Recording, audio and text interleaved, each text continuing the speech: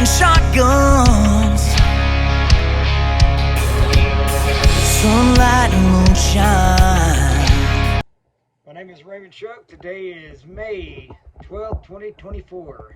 This is our Module 3 assignment. Instructor's name is Scott Parr. We'll be going over different parts of the Taurus 856 and what malfunctions can occur. We will also be showing how to measure twist rate in the barrel of a revolver and how to come up with the twist rate. Okay, today we're going to cover different parts in here and what malfunctions they can cause. We're going to start out, work area is clear of ammunition. We're going to ensure that the firearm is clear. We're going to visually and physically inspect each cylinder to ensure that it's empty. Kind of glance down the barrel, everything's clear. Okay, we're going to start out. I've already taken out the pin for the grip. Going to start by removing the grip. Set it to the side. We are then going to take our screwdriver and take out all the screws. I have a little cleaning patch I'm going to be setting them on. That way I can see where they're at here in a bit. You want to make sure you use the right screwdriver for the job. Too small a one or too big a one can cause damage to your screws, which will cause you to have to repair them or replace them.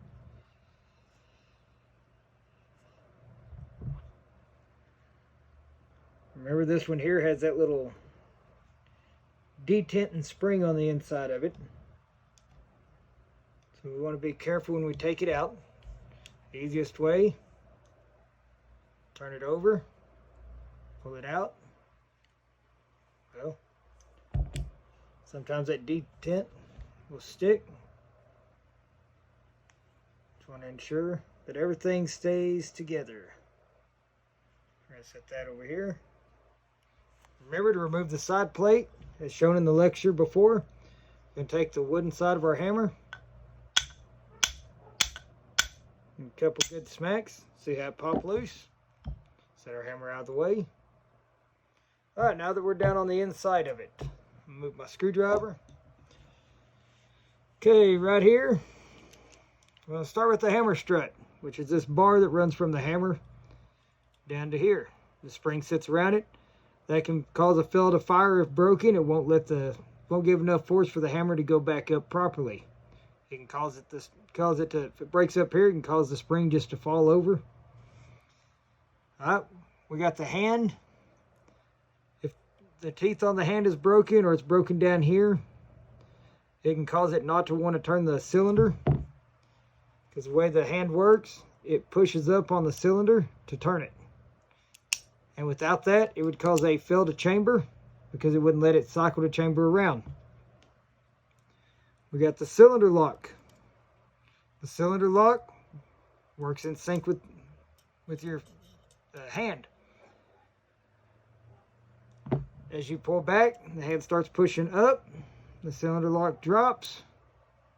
And as it nears the next position, the cylinder lock goes back up.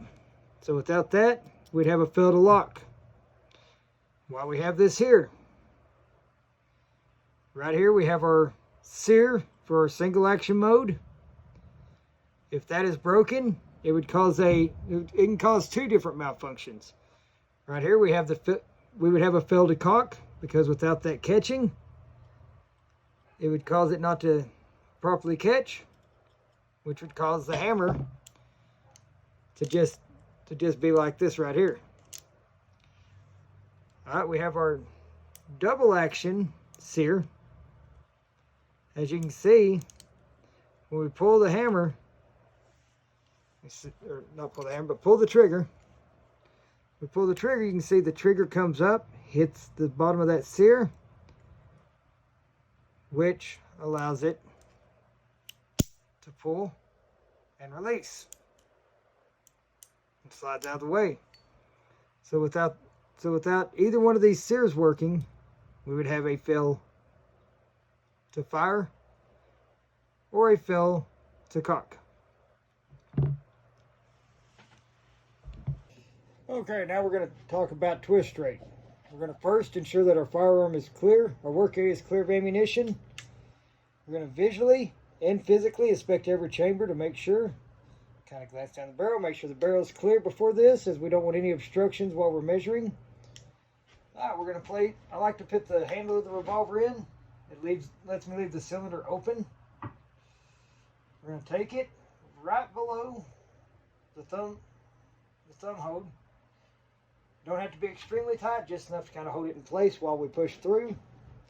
Okay, I have a cleaning rod with a jag and a piece of tape for a flag. We're going to take this, we're going to fold it over in half so we get better grip. Put it on the end of our jag. I have a white pencil here that'll allow me to mark on the black and the copper. We're going to start. Okay, right here we have engaged the rifling. So I'm going to place a mark on the jag where we're at. And we're going to watch the flag as we go in. Set my finger back here. Try to go in slow. Okay, we're still in the rifling.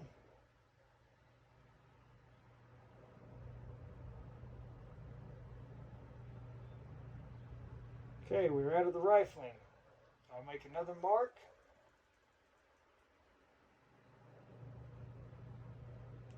We're going to go ahead and push our cleaning patch through. Pull this out. Okay. Now, as you can see, we have a mark here and a mark here. They were not in line with each other. Our rod turned about an eighth of a turn. Approximately eighth of a turn. Well, I like doing this, set that on the 1 for our first mark. Our second mark is on the 3, which gives us 2-inch barrel. So, with an eighth of a turn, with an eighth of a turn, 2-inch barrel, we are looking, doing the math, you figure an eighth of a turn, there is 8 1/8 inches in a full rotation. There's 8 1/8 turn in a full rotation. So with a 2-inch barrel, you'd multiply the 2 by the 8, that would give you 1 in 16. Without being able to fully measure the turn down to the decimal, it's pretty close to what Taurus.com says at 1 in 16 and a half.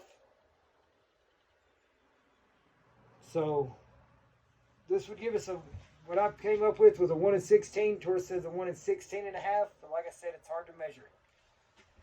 And that's how you come up with your twist rate.